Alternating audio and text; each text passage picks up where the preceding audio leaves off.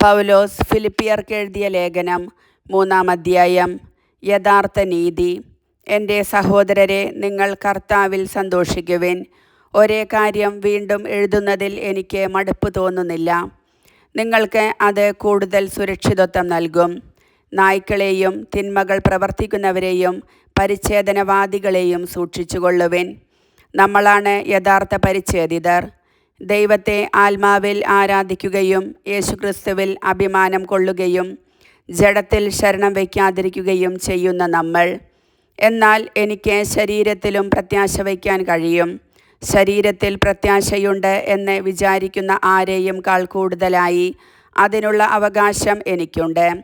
കാരണം 8-ാം ദിവസം പരിച്ഛേദനം ചെയ്യപ്പെട്ടവനാണു ഞാൻ.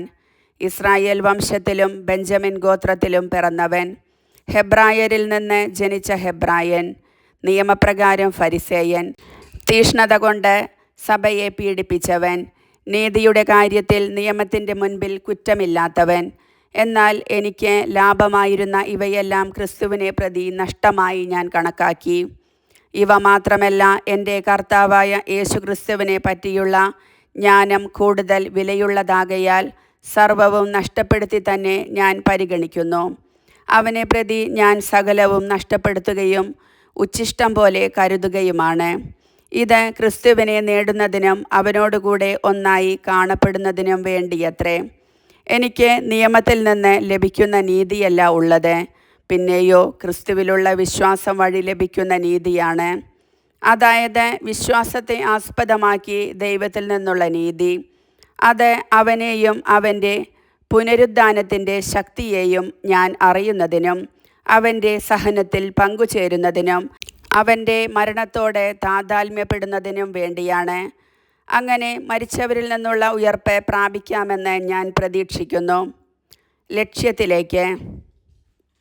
ഇത് എനിക്ക് കിട്ടിക്കഴിഞ്ഞെന്നോ ഞാൻ പരിപൂർണനായെന്നോ അർത്ഥമില്ല. ഇത് സ്വന്തമാക്കാൻ വേണ്ടി ഞാൻ തീവ്രമായി പരിശ്രമിക്കുകയാണ്. യേശുക്രിസ്തു എന്നെ സ്വന്തമാക്കിയിരിക്കുന്നു. സഹോദരരെ, ഞാൻ തന്നെ ഇനിയും ഇത് സ്വന്തമാക്കിയെന്ന് കരുതുന്നില്ല. എന്നാൽ ഒരു കാര്യം ഞാൻ ചെയ്യുന്നു.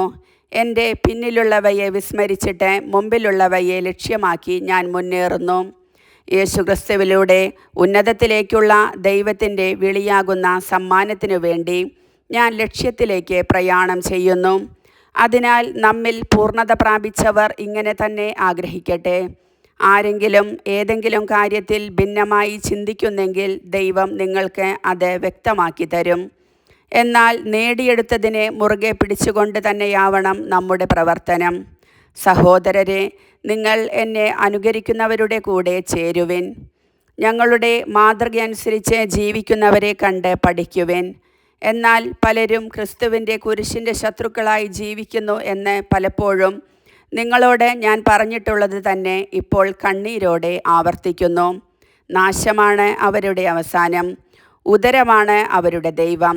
ലജ്ജാകരമായതിൽ അവർ അഭിമാനം കൊള്ളുന്നു, ഭൗമികമായത് മാത്രം അവർ ചിന്തിക്കുന്നു.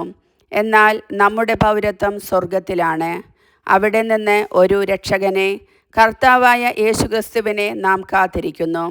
സകലത്തെയും തനിക്ക് കീഴ്പ്പെടുത്താൻ കഴിയുന്ന ശക്തി വഴി അവൻ നമ്മുടെ ദുർബല ശരീരത്തെ തൻ്റെ മഹത്വമുള്ള ശരീരം പോലെ രൂപാന്തരപ്പെടുത്തും. കർത്താവിൻ്റെ വചനം.